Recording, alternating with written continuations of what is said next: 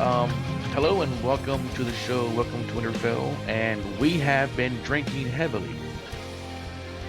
Tonight we're going to cover season 4, episode 3, called "Breaker of Chains."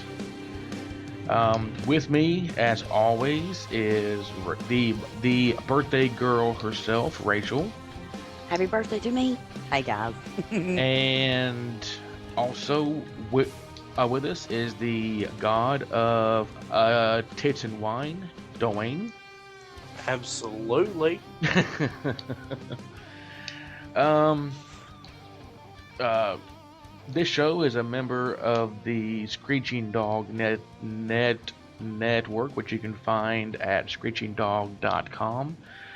And if we get off on tangents and talk about things that make absolutely no sense, it is because we celebrated a birthday and celebrated Game of Thrones by getting somewhat shit faced.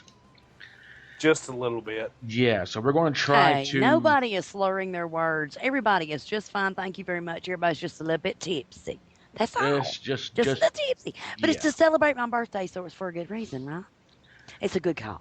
yeah. That's what we tell Yeah. everybody anyway. Of course. Of course. I'm sorry. So we're going to we're let gonna- the announcer speak now.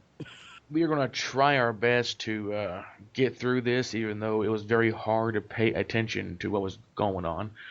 But generally, I thought that it was a pretty good show. What did everybody else think? It totally rocked, as is customary for Game of Thrones. What do you think, Dwayne? I think at this point, I probably should rewatch it. Yeah, it's hard to pay attention when everybody's being goofy and talking the entire time. Certainly. Which I dozed off a couple times, but hey, what the hell? Um, the show. You know, here's the deal. It can't be a red wedding or a purple wedding every episode, So, Well, I think that this show had some pretty shocking moments. I mean, nothing of that caliber, but it was pretty shocking. Um, which we will get into because I mean, the show starts off exactly where it leaves off with Joffrey laying on the ground, bloody, dead, staring off into whatever heaven that they oh no, be that dude leaving. went to hell. He went to hell. No, you know damn well Oh, that he went to he went to hell. heaven because he was a sweet boy. Oh, he went to hell. He went straight to hell. He busted hell wide ass open. And we see Cersei asking Tyrion why he killed him, and he just stood there like, "What the fuck are you talking about?" Um, and anyway, then we move to the I guess that one is the temple where they lay his body, and Tywin is giving a civic lesson to uh, the next king. God, I cannot remember his friggin' name. Anyway, he's a brother of Joffrey. He is the little brother, and you see that Cersei is mourning, and in the background you can hear our mascot Jill, who is Screeching Dog. And I am not going to edit that shit out because I'm going to be lazy. But Yeah, she's screeching right now. I have no oh, idea why, but she she is. She's trying to screeching. tell us something. What is it, Jill? What is it? Did you like Winterfell tonight? Did you like it? Was it good? Did you like it, Jill? Huh? Yes, this is the reason why we named it Screeching Dog Network. Is that Yes, and we will have much piercing more on our pit sound bull, right Jill. there. Mm-hmm. But what did we all think about Tywin? Pretty much discussing what it is to be a king with his grandson. Rachel. I thought it was very interesting. I mean, he was kind of grooming him, I thought. And trying to determine, I guess what he was doing, he was not only grooming him, but he was kind of, um, well, it was kind of obvious to the viewer anyway that this young child had a lot of respect for his grandfather, or at least enough respect to try to impress him and answer his questions correctly. Um, so, it'd be kind of interesting to see what happens from here, which, they say he can become king of age. But I don't know, is it ever said what age is of age? Because Joffrey was obviously a child, an idiot, goofy, psychotic child, but he was a child nonetheless. So Well, how old does this what kid have to be happens before he's king? is that he is king, but he has to have his mother who's going to be queen regent, which means that she has just as much authority as he does. I am assuming. Is that true, Dwayne? Yes, the Queen Regent. That it's basically they the Queen has the final say. Now, of course, the King has most of the authority, but the Queen has the final say in that, you know, she can override him, but the king can take her out of the picture. So it's a very complicated system. Yeah, because we never saw Cersei override Joffrey because he was crazy. Okay, I'm Right. confused then. Well, So well, does if that you mean that she can override him until he is of a certain age or right until he is a certain age? until he reaches adulthood, no, the age of being So, adult. okay, all right. So, at what age can he assume the kingdom, and at what age does he reach adulthood when he can just ignore what his mom says? Which is which? Do you know, Dwayne? I'm thinking in as far as medieval terms, I'm thinking it was 13 to 14, something like that. Because Everything else is they don't it's actually say it in the show, do they? I don't think so. I don't remember specifically if they did or didn't. Hmm. Well, I mean, it's like the reason why I'm wondering is like, does she have power now? As long as she can talk her son into making a decree or doing whatever she wants him to Well, do. this is what is going to lead into my next question. Do you think, Dwayne, that Tywin is making a power play with his grandson in order to try to box out Cersei? I think he's trying to groom him into a better king than what Joffrey was. Um, at the same time, he he probably is trying to assume power over Cersei, but Cersei in the books was much more of a villain than we see in the show. She was really in the books, as far as that's concerned, she was the main villain and not Joffrey. Right. Um, she could be, or could become, rather, the main villain in the show. That's Well, true. as a mom to two sons, I only have sons. Don't have any daughters. But as a mom to two sons, as far as I'm concerned, she was the main villain, even if Joffrey called all the shots, because she raised that asshole.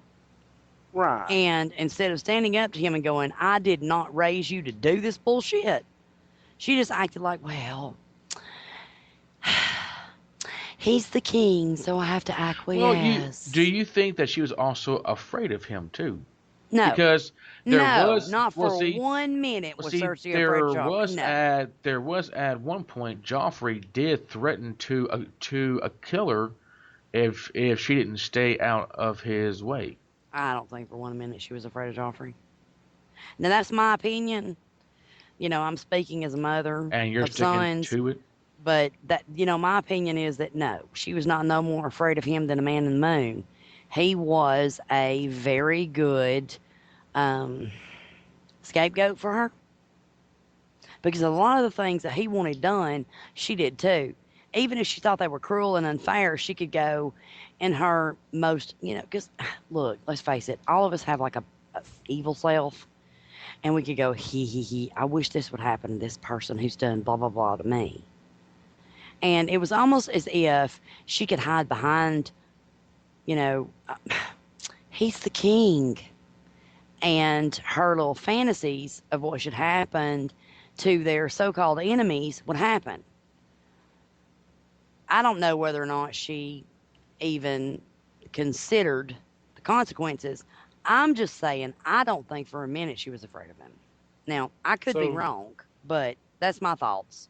so you're saying that you see it as Joffrey could be acting on these fantasies that Cersei has, and she can wash her hands of it and say, well, it wasn't me. I didn't do this. I could see that. Exactly. It was the king's wish, and he is the king. And the king is, this and this and this, and he rules all, and that's the king. But do I think she was afraid of him? No. I don't think she was afraid of him for 1 minute. I mean, you take that scene where she basically put him to bed. You go into bed, Dropper. You go into bed. No, I Yeah, don't but think she was afraid of him. but see, No. it also helps if you have Tywin there to say, little shit, you will do what you're told, because Yeah, but she's the one that had to back it up. I really don't think she was afraid. I really don't. I think she worded things in such a way to avoid a confrontation with a little psychopath. But he was convenient for her, and that she could, if she needed to, exercise her power and control to keep him and her dad from locking up. I mean, that's my thoughts. I don't think for 1 minute Cersei was afraid of Joffrey. No. well, we kind of skipped over a very important part in this story, is that when the show opens and we see Joffrey laying on the ground dead, we see the fool that gave Sansa the necklace, and tried to spirit her away at the end of last week's show. He actually does get her out of King's Landing by rowboat, and they come upon another boat, and lo and behold, who do we have on the boat waiting for her? Littlefoot, Littlefinger, drunk, and he ends up killing the fool because he didn't want Wait a to minute. pay. Littlefinger's drunk or you're drunk? I'm drunk, Oh. and No, you're not. he ends Just up. saying. Just a Sorry. little bit. Yeah. Mm. He ends up killing the fool because he doesn't trust him to keep his mouth shut, and he basically claims credit for this entire scenario of Joffrey being killed. Well, it's obvious that he knows what's going on. I mean, at least ahead of Well, time do because he we planted think? the whole necklace thing with the fool and everything. Yes, but do we actually think that he is responsible for Joffrey's death, or uh, is he a part of it, or was he just He had to there? have some prior knowledge. Otherwise, he made it very clear to Sansa that he had given the fool the necklace. Right. That it was not worth 2 cents because he crushed it immediately. It was not diamonds. It was not worth anything. So it's obvious that he had a part in it somehow. Do I think he's the guy behind it? No. I just think he's the guy to make sure Sansa is safe, which is not great for Tyrion because I think Tyrion was great for Sansa and Sansa was great for Tyrion. But either way, no, I don't think he was responsible for it. But I do believe he had a part in it. He had to have. Well, what do you think, Dwayne? Well, I already know exactly who's behind the whole plot, so I Yeah, can't really. so do I, but So, I can't really comment on whether I think he's behind it or not. But I think that he feels an obligation to Catelyn because he was so in love with her that he has to take care of her children. that he has to get them out of harm's way, So you don't think he including has? Sansa. So you don't think that he has an ulterior motive with Sansa? It's possible. I mean, he is a snake in the grass. Oh, absolutely. Um, yeah, go ahead. Okay. Um. Well, okay. Rachel, do you think that he has an ulterior motive with Sansa? I think this guy has an ulterior motive with everything he does. Because he told her that he's going to take her home, which for all intents and purposes is Winterfell, right? Yeah, I mean, she doesn't really have anything to go home to, and she Right. knows this. But of course, at this point in time, she don't have any choice. I mean, it's just about a matter of running for her life. Because if anybody has reason to poison Joffrey, it's her. I mean, considering what he's done to her entire family and what he's done to her too. But this guy. I mean, yeah, I think he's got an ulterior motive in everything he does. I don't think he does anything for just one reason. I think everything that he does has multiple motivations, multiple Multiple angles reasons. to it. Yes, I do. I believe that too, Dwayne. Yeah.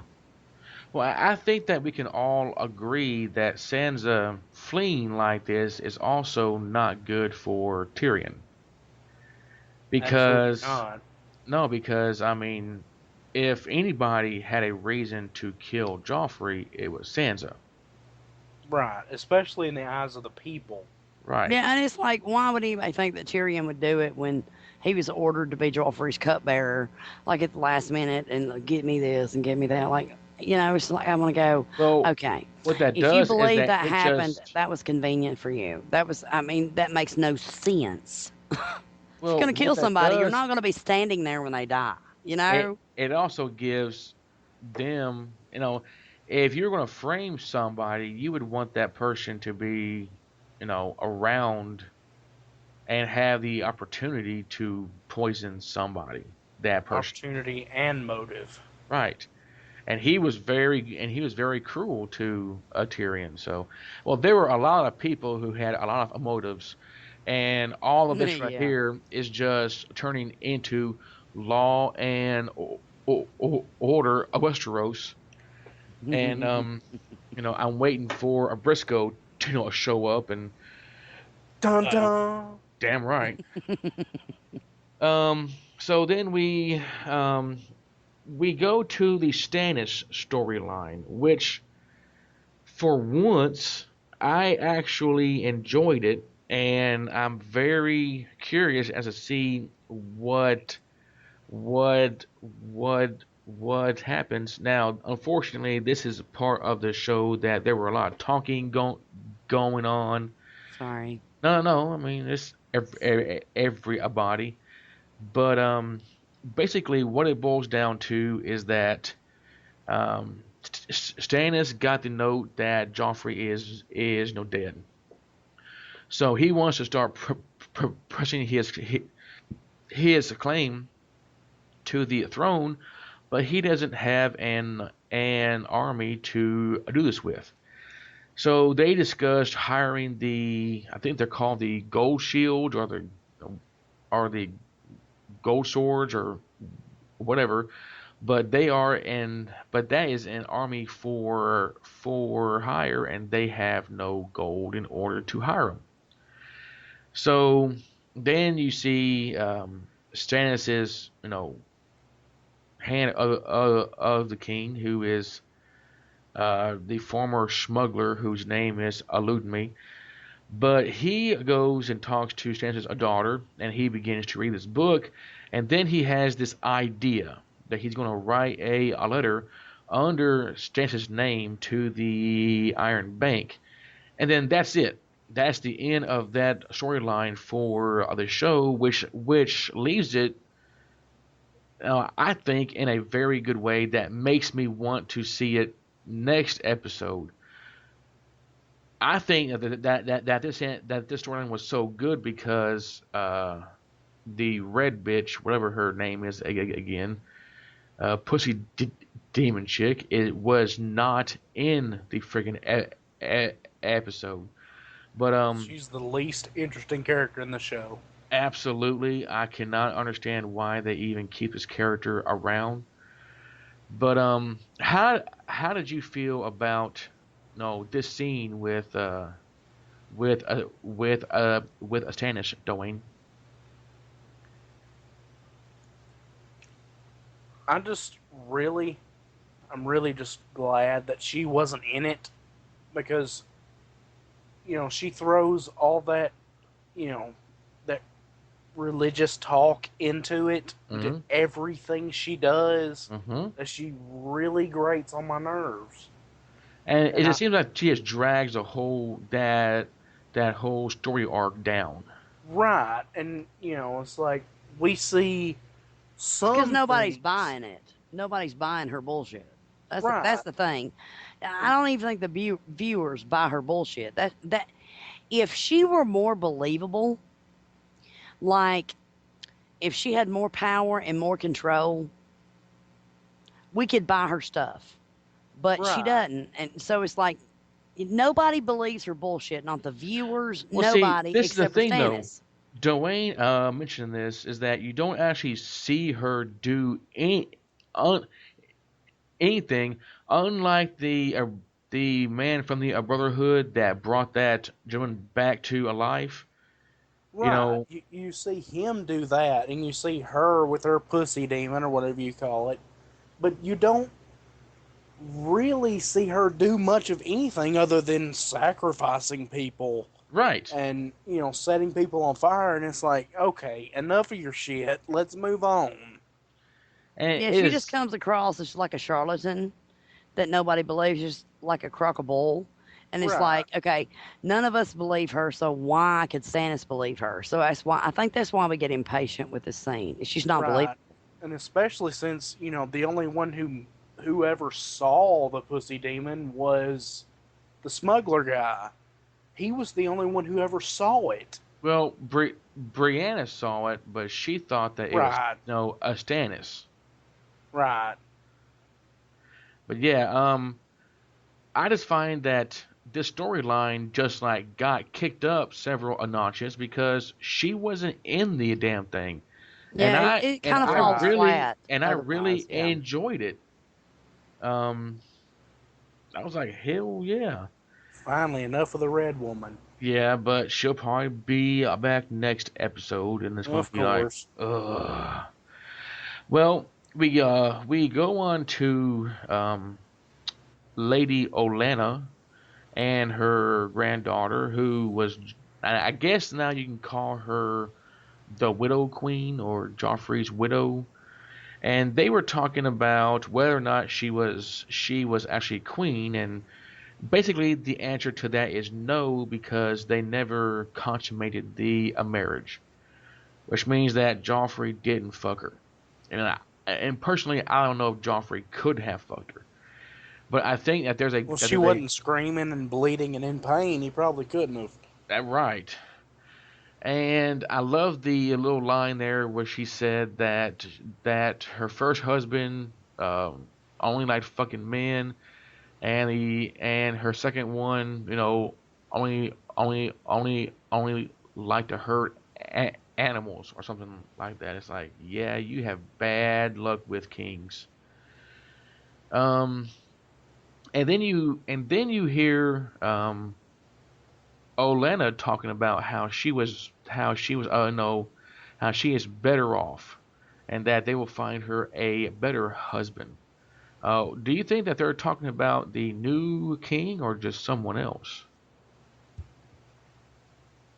That's an interesting point because you've got Stannis, who is obviously too infatuated with the red woman Uh huh. to do anything about it, to have anything to do with her. Then, you've got several people who claim the Iron Throne. You've got the Queen Regent now, Cersei, Yes. obviously, you know, can't marry this woman.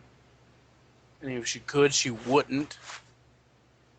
Um, you've got a bunch of characters that are trying to vie for the throne, but none of them that are available. So, as far as whether she, is trying to be queen or not, I doubt it. Because I mean, she really wants to be queen of something. Right. I don't know. Really wants it, but whether she'll get it or not, that remains to be seen. Well, now we move on to the Arya story arc and her voyage with the Hound. And I find that this one right here is very, very interesting. They are watering their horses on somebody's land who pretty much catches them. And Arya, who is, I mean, she turned out to be a pretty smart chick. I She ends up, told you, Arya's got a warrior's heart. That is my stance.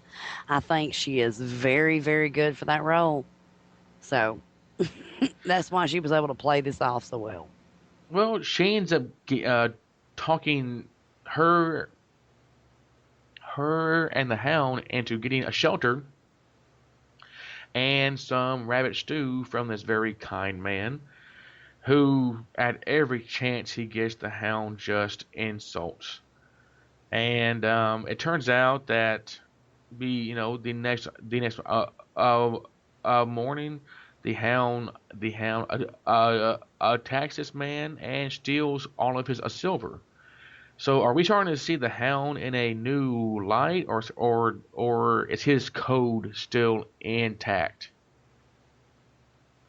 I think his code is still intact because of the way he phrased his code and the way he um, described this old man as, well, he's dead anyway. He doesn't need it. You know, Hmm. like way back when, if your sword broke, you picked it up off a dead guy. It wasn't a big deal because, hey, he's dead. He doesn't need it. So, he doesn't really, um, he's not really going against his own code because technically, I mean, the guy probably will die come winter, but Oh yeah.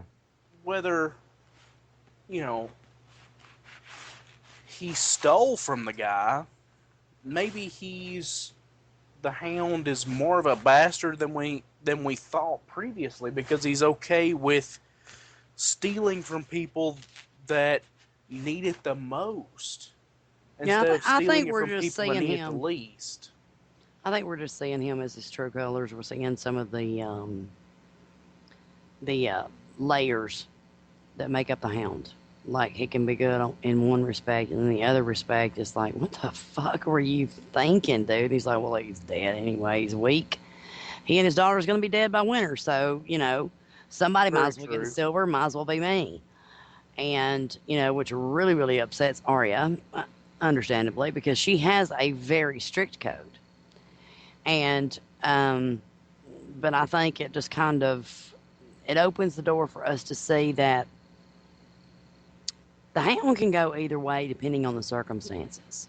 You know, Right. He could Arya's be a Robin Hood, or he could be the opposite of that, depending on what his needs are. exactly, It, and he you can know, justify it either way. And Arya's going at the same time. Arya's like, "What the hell did you just do? It doesn't matter under what circumstances you did this, based on what they've done for us and what we've seen. We don't do this." So she was just outraged at the whole thing.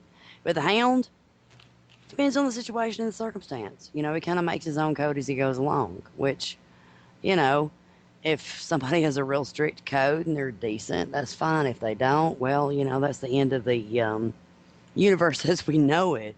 Right. right, and it could be also, I mean, your code will change if you're hungry. Absolutely. You will Yes. do whatever you have to do to get some food in your belly, regardless of what your code is. And don't you just love how they were eating that stew? They were going, spoon? What spoon? Just slurping it down. Yeah. Well, that that that being said, these scenes, the last few scenes that we've been talking about, they were very short, and you don't really get to spend a whole lot of time with them. And maybe that is no. It seems like that with these certain characters, we are leading up to something major. That's why we're getting little, snippets here and there. I want to move on to what I think is probably the most uncomfortable scene in the entire show. Was going back towards the beginning of the show when Joffrey is in the chapel or the temple, and Jaimie comes in, and he excuses everybody but her and a Cersei. And what everybody knows, even they know, we all know that Joffrey was Jaimie's son. But what we don't see is him having any kind of emotional of any kind of emotion of anything that has to do with the death of his son. It seems like he just doesn't care. Well, see, truly, honestly, the only person that we care, that we see that gives a shit is Cersei, his mom. Right. That's the only person that gives a damn. The rest, everybody else is either relieved, um, thankful, or Yeah, indifferent, but really. this is his son, and don't you think that he would have some kind of reaction to it? Well, yeah, I mean, you would think he would, except for the fact that Joffrey was like a sociopath. So I don't, I don't know. I don't know if that reflects on Jaimie or just totally reflects on Joffrey's character. I don't know. It And it remains to be also seen with me because Jaimie is so complicated, So it also has a lot to do with the way times were in the Middle Ages, where you know kids died all the time, Right. and you just kind of blocked it out of your mind that, oh well, if this kid dies, I'll just make another. And it Well, wasn't really that a huge life changer like it is now. well, to me, it no in a scene, the only time that you ever see him show emotion towards somebody that he actually cared about is Tyrion when Cersei asked him to go and kill him, and he was like, no, that's my brother. He will have a trial. And then he proceeds to get angry at Cersei, and I don't know if he raped her or if she was just one of those going, "Oh no, don't, oh no." But they did their deed basically laying on top of their dead son. Are we kind of forgetting that Jaimie is the same person that pushed a 10-year-old boy out the window? Are we so enthralled with him because of Brianna that we forgot that he is actually a dick? I've never forgotten it, but at the same time, you also have to respect Jaimie, even though he's such a bastard. You can respect him for saying, "I will not break my code. My code is my own, and it is, you know, it's I can't break it." Well, do you Now, think that he was raping her, or was she consensual but trying to fight him off, in order to make it more fun? well, I think that he probably, in a way, was trying to comfort her. Probably not the best way to go about it, No.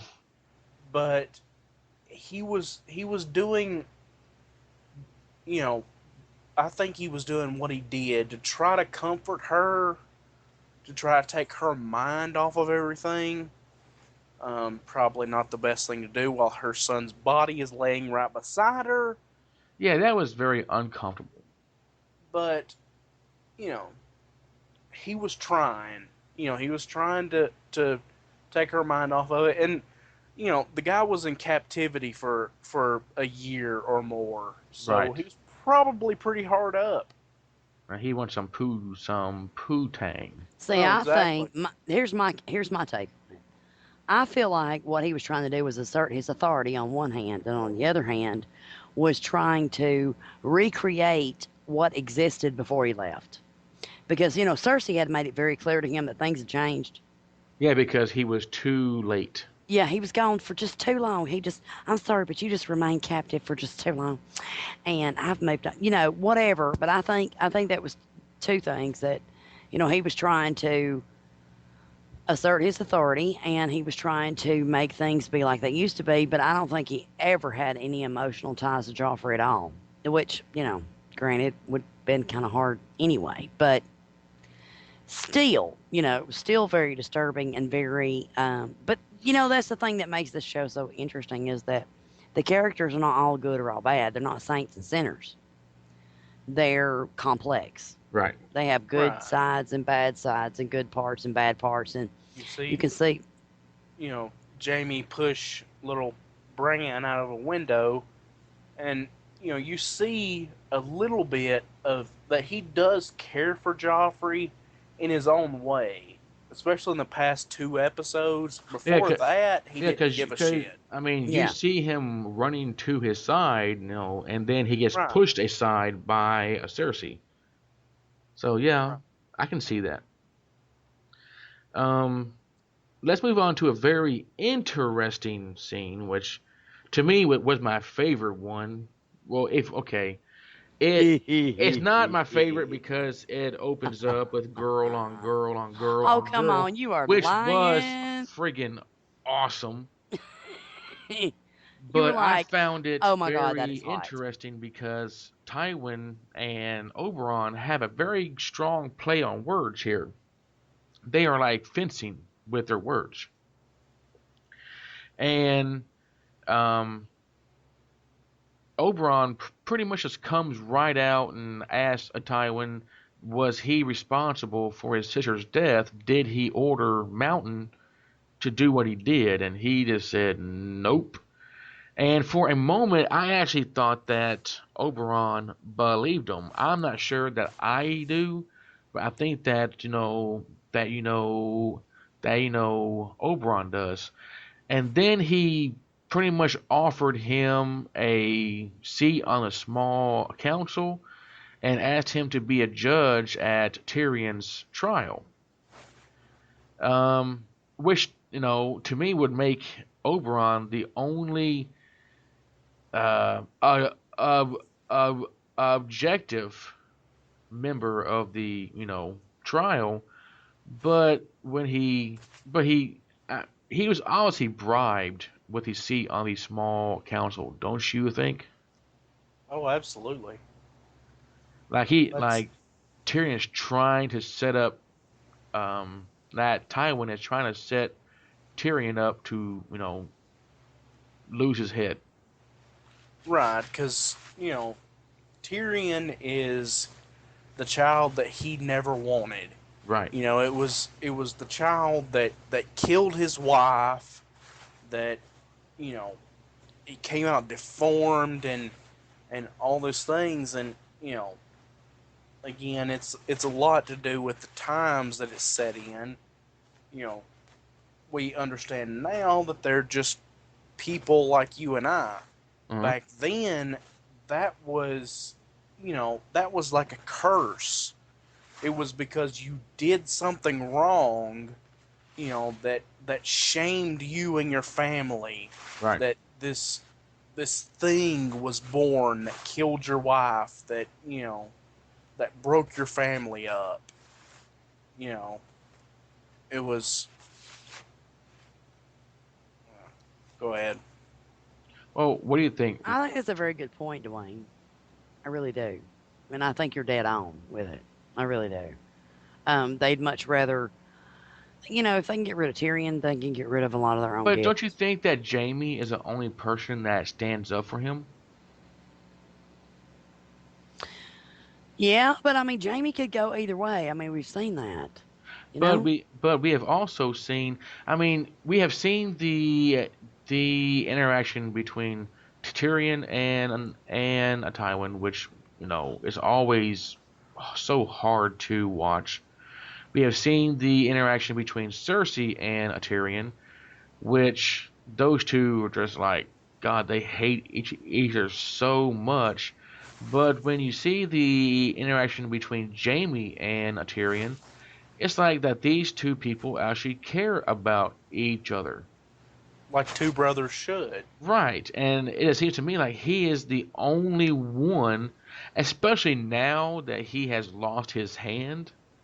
It's like that they have found a whole new respect for each other.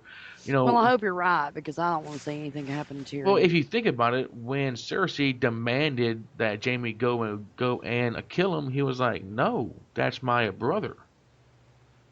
So I don't know. It seems to me like Jaimie might have something to do with this whole Tyrion story arc, which I do know what happens, but I'm not going to say anything. And I will say that what does happen is awesome. But Yeah, don't you say a word.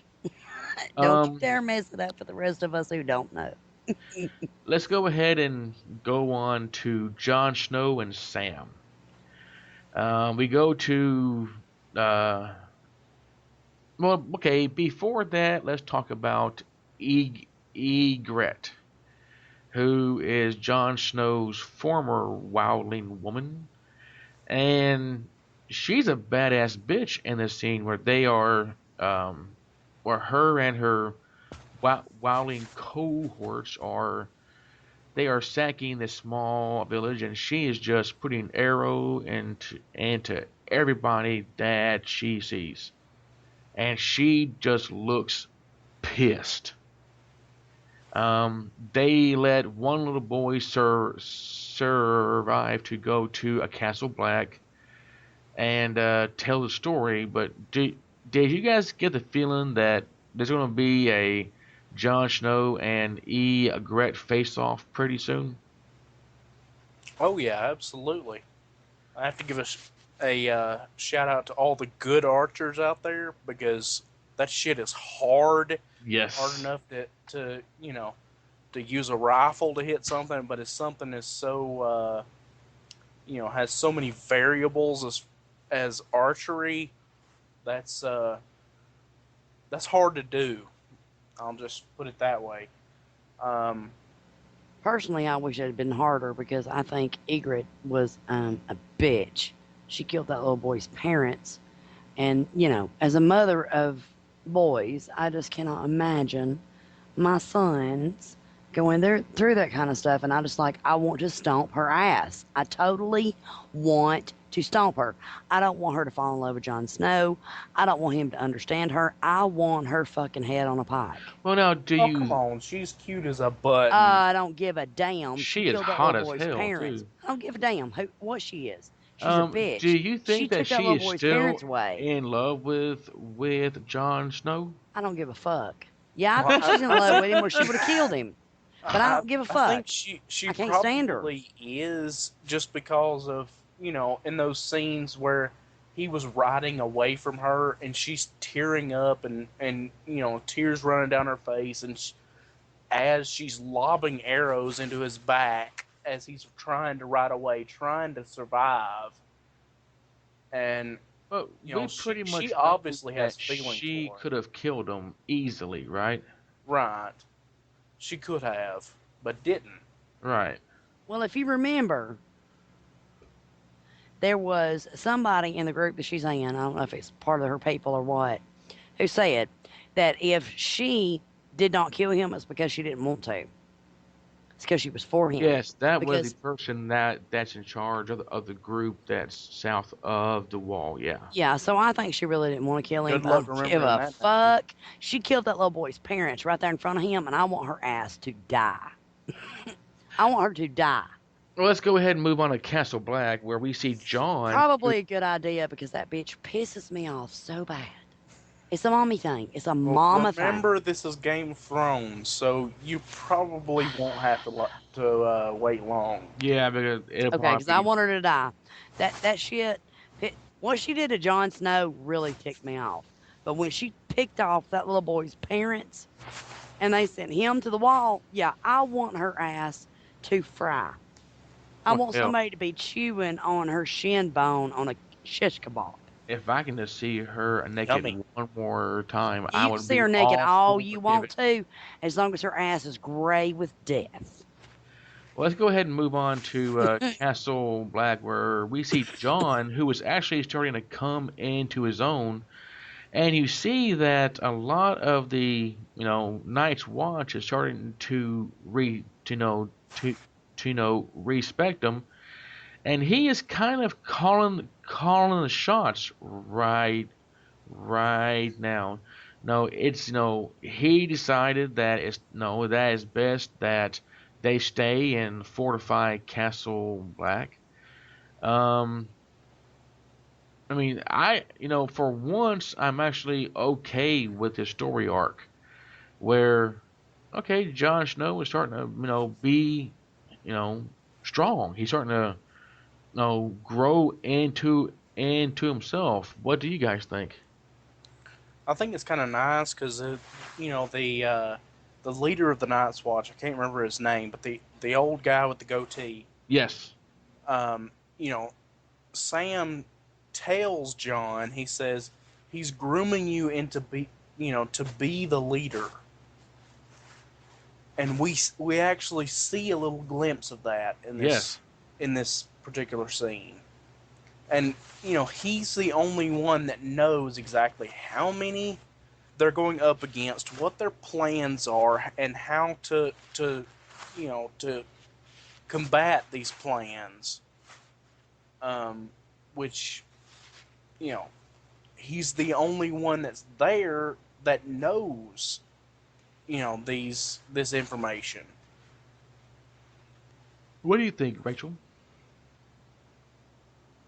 I think it's very interesting to see him kind of come into his own, his leadership qualities. Um, personally, I think he's very beautiful, and he's been one of my favorite characters from the beginning because he's the outcast. I mean, he can't help his bloodline. He can't help who And of his course, parents were. who doesn't root for the underdog? Exactly. So, I have that whole underdog thing, but also I'm very proud of him in that he's not just standing by and going whatever. He's standing up and speaking up for what's the best thing to do in his opinion. Yes, Screeching Dog. I'm gonna go take care of Screeching Dog, guys. Y'all keep talking. Okay. Well, I keep coming back. Do you remember when Danny was kidnapped by those warlock guys and she had that vision? And one part of her vision was that the Iron Throne was that day was covered in snow. Do you remember that? Yes, I'm beginning to wonder if that there is not a metaphor of some kind for Mr. Jon Snow. it very well could be, or it could just you know be the kiss. Keep it simple, stupid. Yes. Explanation for, hey, winter's coming. Winter's gonna hit, and when it hits, it's gonna be bad. Well, yeah, it's supposed to be a very long one too. Right. How do you feel about Sam and what he did with his woman? I mean, taking her away from Castle Black and taking her to the whorehouse and basically just leaving her ass there. I think he does the best that he can with what he has, because if he leaves Castle Black, he could be beheaded if he's found by somebody. He could be executed for that. Right. So I think he does really the best that he can whorehouse probably not the best of places No. to take a an enemy captive. Um, but again, best he can with what he's got. Well, I had, and this right here is not a spoiler in any sense of the word, but I had read somewhere that Sam, when he killed the White Walker, he had done so in front of his other Night's Watch of brethren, and Mm-hmm. that from then on he was like extremely well, well respected. And in the show, he killed the White Walker basically in front of nobody but her, and Right. no one on the Night's Watch believes him. Um, I wonder why they actually did this. Do you have any clue? Probably to keep that whole dynamic between Sam and Jon Snow going, where you've got the really heroic character with the really dumb, goofy, funny, fat best friend. Yes. It probably was that just because it was easy, Okay. honestly. Well, I think that we're going to go ahead and move on to the last part of the show, which is Rachel's favorite part, and she is not with us right now to talk about it. So we are going to go ahead and just move on without her because she is taking care of Jill, our mascot. But let's move on to Dany, and she has arrived at the city of Marine, or however you pronounce it, and she is there in full force with her army, which they do a great shot of it. It is massive. Um, the lords of the city are behind their walls, and they send out their a champion, which means that Dany has to send out her champion, and then they fight. And there's a great scene where the champion rides out and he gets off his horse and he just drops trow and takes a piss right there. And Kind of Danny takes the go whole Scottish thing where you just kind of flash your lift your kilt. kilt up and Yeah, flash everybody. Yeah, it takes that to a new level. absolutely. Just taking a piss right there on the ground in front of them. Um, and then you see Danny trying to choose which of her champions that she is that there is, and each one, Grey Wolf and Jor and everybody else, they one by one volunteer, and one by one she gives them an excuse as to why they cannot fight. But when God, what is his name? Pretty Boy. Yeah, good luck remembering it. Yeah, but whenever he decides that he is going to, yeah, wait, what is his name? But he wants to be the champion. There she's like, oh, okay, no problem there. Do you think that she pretty much had him singled out to begin with? And if so, is it because she has that she may or may not have a thing for him? It could be, and I also, another way to look at it is, probably she could have gotten tired of his antics and was just kind of, a little hoping that he would lose, Maybe, yeah. so that you know, her proven warriors could take him on, or it could have been that she wanted him to prove himself to her. That's a very good point. You know, Um, do are you good enough to serve me? which he pretty much shows it with ease whenever his opponent is just riding towards him like he's about to joust. And this guy just does pulls out a knife and just chucks it at him, knocks him off the horse, and then cuts off his fucking head. And he does so with a wink to a Danny, and you're like, yeah, this guy right here is a badass. Right. Um, And the interesting part is he uses one of the Dothraki swords to it. I believe it's called a shotel. yes. It's a you know basically what they use to thresh wheat with. It's like a small handheld sickle, And it is and pretty too. right, and uses that instead of the many different superior weapons. He decides to use this that actually has some meaning to her Uh-huh. to take this guy's head.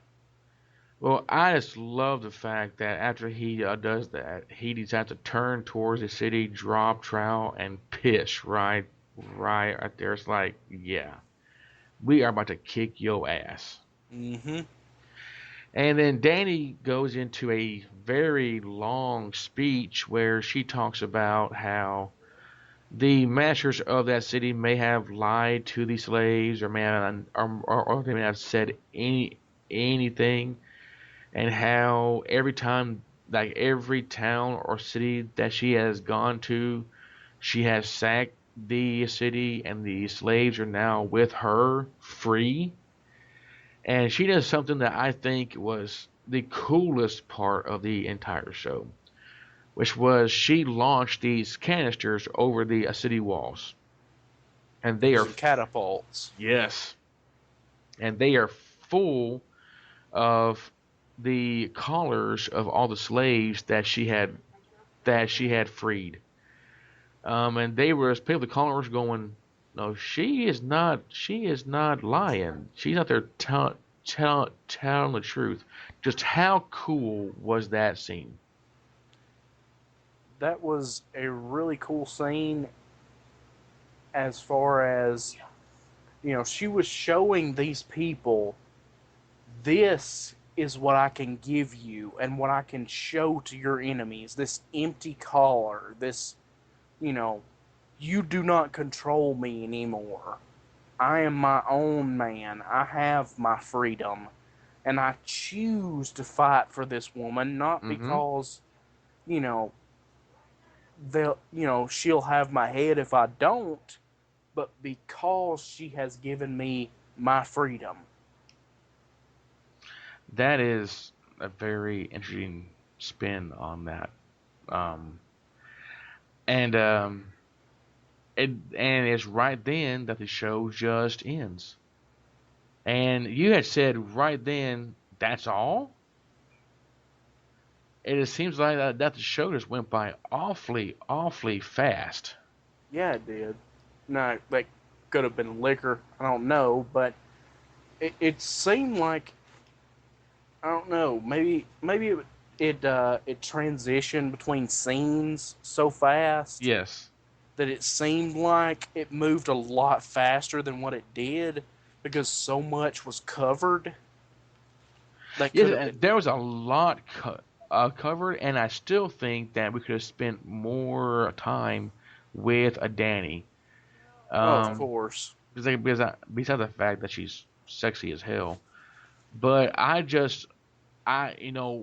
we we missed something in her, no, in her story arc this this this time. You did not see a single dragon wither, nowhere. Right. I wonder if that was, a way for them to save money on CGI, or did it have to do with something that happened last episode where the dragon snapped, snapped at her. What is your impression? It could have been the latter, or it could have been, you know, it as a statement to this new city. I can take you, and I don't need these mythical creatures that can raise your city to the ground. I don't need them. Oh, I I love that. have these warriors that want to fight for me. I love that. Do you think? I mean, every single place that they go to, everybody comments on the fact that the Unsullied have no balls or have no dick. But yet these, I mean, these dudes, they look pretty fierce. Um, do you think that there has? I mean, and they all look young and they all look pretty scrawny, but I mean, they can. We have seen them kick all kind of ass. And Um, stand still in one spot for days at a time. and have their nipple cut off and just stand there. It's like, wow. Do you think that when because we have learned that you know Tywin is pretty scared of the fact that she is about to make her way across the narrow sea. Um, do you think that her massive army will be able to because I mean they will have the air support of dragons. Um, do you think that because that anybody is actually worried about them because of the fact that they have no conqueror balls? Because every place that they go to, where Danny's at, they just make fun of this fact, but yet they always lose. Well, again, I think it has a lot to do with the times that they lived in because, back then it was all about leaving an heir. It was all about, Right, and they're having a son to call your own. So it's going to be real interesting when these people that roll up that have, no heirs, they have no sons, no daughters, nothing to carry on their name, but they're going to come in and they're going to wipe the floor because they don't care about that. That's not something that they're actively trying to do is actively trying to survive a battle, because if they can survive, hey, you might be able to father a few sons and daughters. right. um but yeah, it's going to be real interesting to see these cell swords versus these people that want to fight for the person that freed them, their Well, emancipator. I don't know the answer to this question, and you might. Does the Unsullied have a reputation in Westeros? I don't remember specifically if they do or if they don't. Okay, because I'll be very curious. Maybe one of our listeners could actually write in and answer that question because I'd be very interested to know if they do because that would give Danny a clear added advantage once she decides to cross the sea. Right. If it's an army that's known for being especially fierce, Right. when they've got the air support of dragons, that'll that'll be a hell of a morale killer. Well, as you said before, this show just seemed to go by awfully fast. They furthered most of the storylines, but not a whole lot.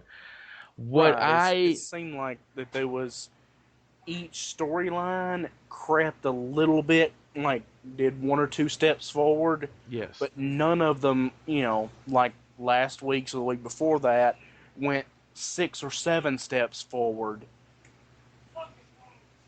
Well, we can hear Rachel out there trying to drag I think that's Scruffy, right? No, or no. That's Jill that she's getting on to because she got out the door somehow.